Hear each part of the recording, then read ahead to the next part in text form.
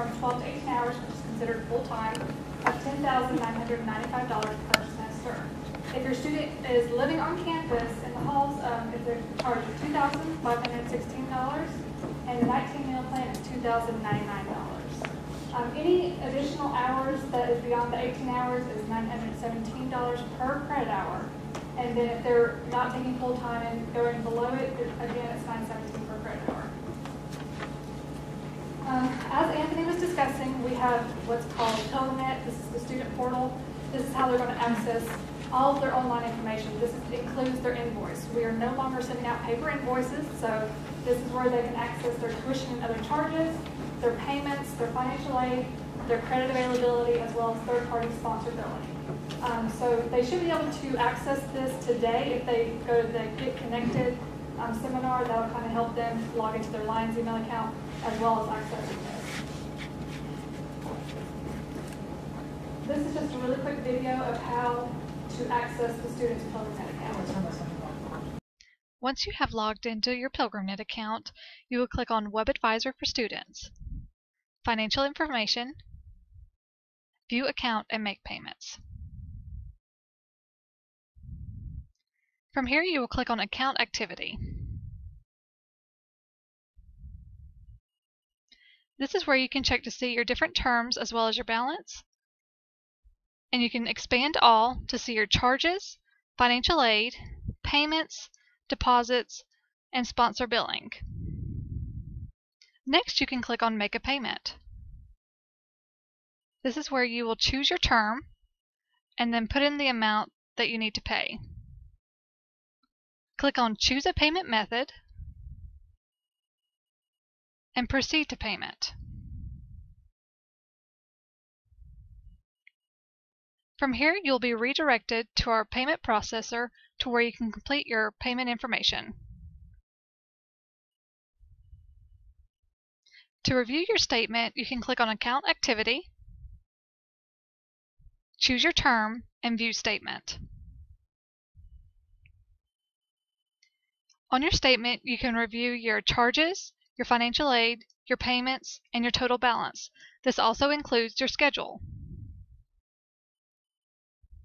For more information regarding tuition payment due dates and payment plans, click on Financials and Student Accounts. You will find your tuition due dates under Announcements, tuition cost sheets under Documents, and payment plan information under FAQs.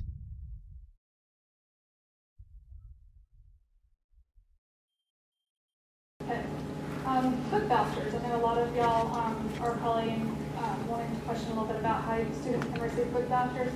This is created from an excess financial aid, so that's beyond tuition and room and board costs. If they have available credit, then they can just go to the bookstore with their student ID and purchase their books in the store, or they can purchase it online.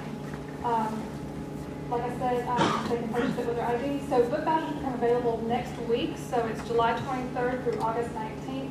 So make sure that your student receives their books prior to the end of the 19th.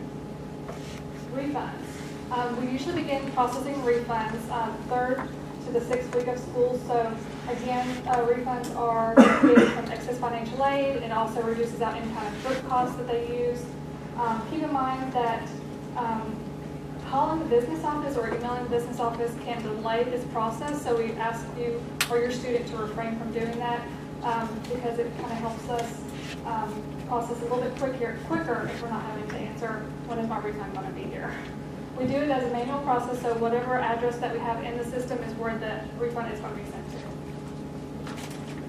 Payment options are cash, check, debit, credit card, or electronic check. They can pay online using their Pilgrimnet account, or they can pay through the Piedmont website. You can also mail a check or money order to the business office, or you can bring it by to our Dana Hall, room 207 upstairs. Payment plan due dates.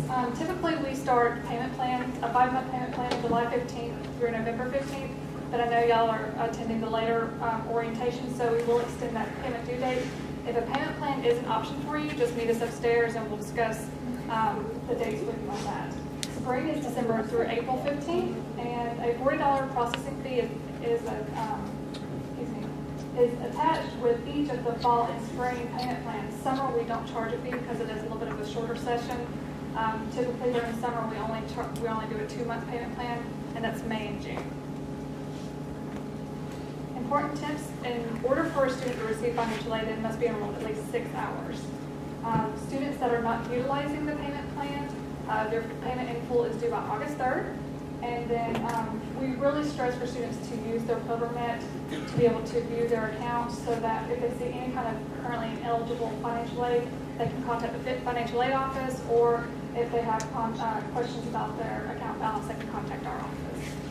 How many people have done or completed their FAFSA for this year? Awesome. If you haven't done your FAFSA, do it this weekend. We're getting started to get close to the start of the school. We want to make sure that we have everything in place so move-in day or that first day of classes go as smooth as possible. Nobody likes to be in our office on the Sunday of move-in day or that first day of classes. So please, if you haven't done that FAFSA, get that FAFSA started so we can start doing the things that we need to do in our office. If you're under verification, I'm sure you've been talking with Linda Arnold. She's our verification specialist. She's the person that kind of collects all those additional documents. We will find, if you have been selected for verification or you haven't received your award letter and you've done your FAFSA, please feel free to call our office so we can start talking about where that file is. For students who are planning on using student loans, there is a master promissory note. You can do that at studentloans.gov and entrance counseling. And what those are, is this working? Look at that, I got to use a little pointer pen. This is the legal document that says you're actually going to pay back the Department of Education or its servicer. And then the entrance counseling lets your students know the rights and responsibilities as a borrower. Kind of to echo what Emily was talking about earlier, it is important that your students are involved in this process.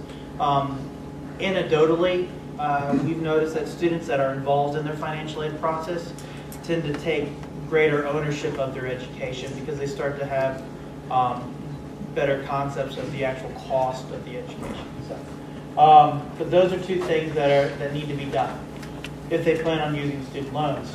Because you're coming to a private school, if you're a resident of the state of Georgia and you're full-time, you're going to get an additional $450 a semester. That's called the Tuition Equalization Grant. And then Emily talked a second about Hope Scholarship. That's $1968 a semester.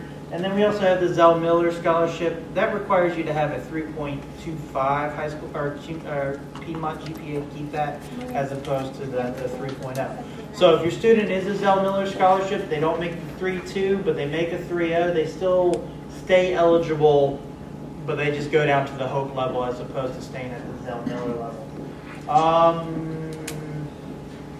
If you have any questions about financial aid, you can always email us at finaid@piedmont.edu. That award letter will be mailed for new students after that first year. It actually will become an online process that they'll go to PilgrimNet to accept their award. But we want to make sure that that information gets to y'all the first time. So we do mail out. It's an award letter. It itemizes everything and puts it right in front of you. Something else I wanted to talk about, because Anthony brought it up, was the withdrawal process. On occasion, a student has to leave school. It does happen. It's one of those things. The federal government says that students earn their financial aid as they attend class. So if they leave school before the end of the term, they've not earned all of their financial aid. So we have to do a process in our office called a return to Title IV funds. So if you're receiving the federal Pell Grant or federal student loans, we have to go through a process where we pretty much determine how much of those funds have they received. So it's really important that if, John calls up and says, I don't want to be here anymore, and it's a continuous thing and things are going on or something's going on at the home where John has to leave school, it's very important that one, he goes through the proper process of withdrawing, and two, that he talks to financial aid before he leaves. For two reasons. One, if you do the proper process, there are safety nets in place to make sure that this is what the student needs to do and wants to do. And two, it lets the student know what their financial liabilities could be. Because if we have to return funds, that could create a balance in the business office. There is a point once the student's been here 60% of the class period that they've earned all of their financial aid, and that's one of those things that we talk about during that process. So it's very important if for some reason someone does have to leave, they talk to their advisor, they go through the registrar's office. If they're a residential student, that they talk to Mark or Emily or to their RAs or their RDs, and they work through that process.